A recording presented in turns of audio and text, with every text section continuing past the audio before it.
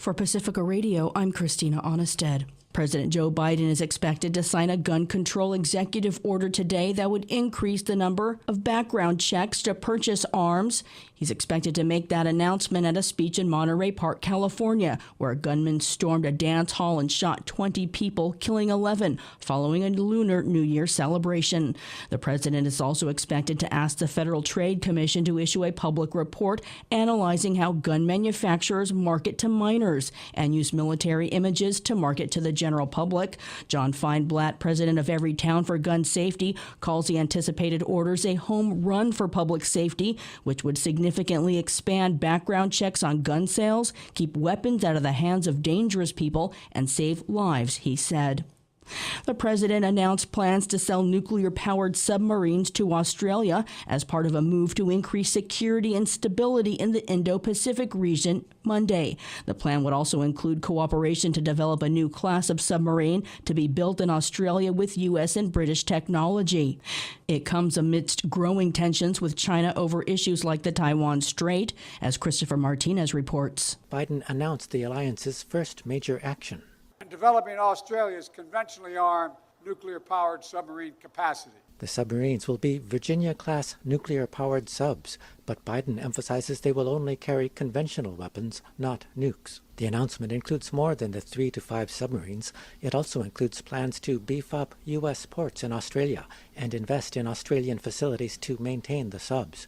There will also be joint training and submarine patrols by the 3 allied countries. The action comes as tensions have been increasing in the region. The Western allies are committed to freedom of the seas, and that's a touchy subject anywhere near the Taiwan Straits. Half of the world's container ship traffic passed through that seaway between Taiwan and mainland China last year. The People's Republic of China claims ownership of the strait, and it sees AUKUS as interfering in its domestic affairs.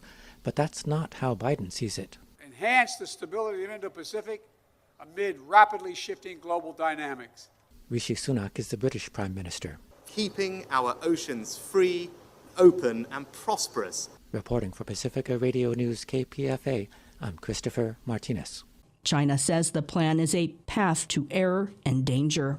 Environmental groups say they are gearing up a lawsuit to stop the Biden administration's approval of an $8 billion Willow oil project in Alaska. Kirsten Monsell is staff attorney with the Center for Biological Diversity. The project will permanently scar the largest undeveloped area in the United States. It will cause oil spills that will harm a wide array of wildlife, and it will cause toxic air pollution.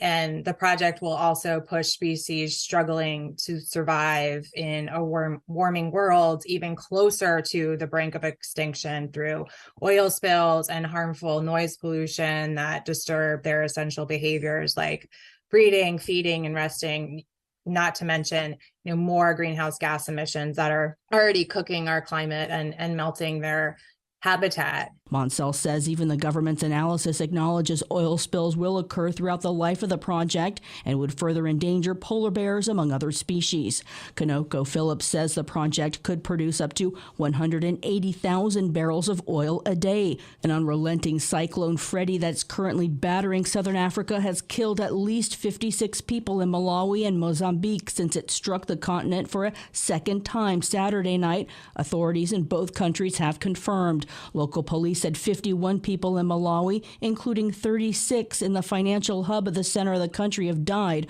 with several others missing or injured. Storms are hitting the east and west coasts in the U.S. Heavy snow led to hundreds of school closings. The storm's path included parts of New England, upstate New York, northeastern Pennsylvania, and New Jersey. In the west coast, an atmospheric river has flooded out communities in central California, causing evacuations, bringing record-setting snow levels to the Sierra Nevada ranges. Today is Equal Pay Day. Democrats have reintroduced legislation to close the gender pay gap. Edwin J. Vieira reports. Pew Research Center data shows women earned 28% less than men in 2022. Washington Senator Patty Murray and Connecticut Representative Rosa DeLauro reintroduced the Paycheck Fairness Act, which would eliminate loopholes in the Equal Pay Act, help end patterns of pay discrimination, and strengthen workplace protections for women.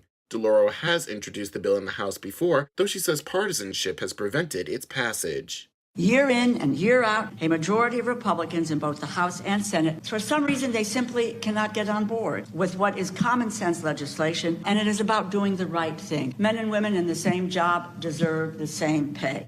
I'm Edwin J. Vieira for Pacifica Network and Public News Service. I'm Christina Onnested reporting for Pacifica Radio.